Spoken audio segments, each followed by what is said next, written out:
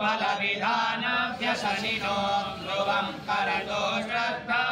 विधुरमभिचाराय नमः प्रजानाथं नाथा प्रसवमभिगं स्वां दुहितरं रतं रोहे भूतामृरमयिषु मृक्षस्य वपुषा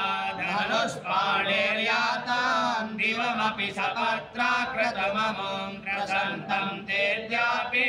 त्यजति न मृगव्याधरवशा स्वलावण्या संसाधृतधनुषमन्याय तृणवत् पुरः प्लुष्टं दृष्ट्वा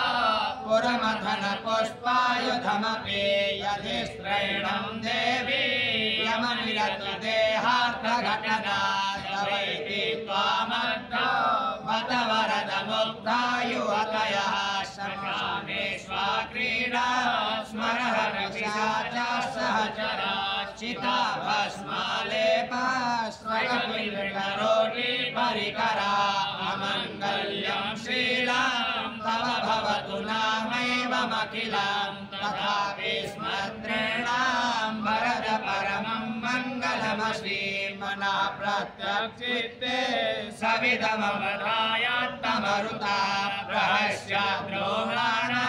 प्रमदसलिलोत्सङ्गितदृशा यदा लोक्याधारं रतैव निमज्यामृतमये तदत्यन्तस्तत्त्वं किमपि यमिनस्तत्किल भवान् त्वमर्कस्त्वं सोमस्त्वमसि पवनस्त्वं हुतवः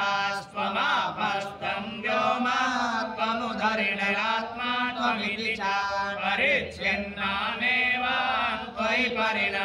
परिणताभिप्रतुविदं न विद्मस्तस्तत्त्वं वयमिह तु यत्त्वं न भवसि त्रयीं विष्णो वृत्तेस्त्रिभुवनमधोग्रीनपि सुरान् गतारात्रिर्वर्णे स्त्रिभिरवदनत्रीर्ण विकृते तुरीयं ते धाम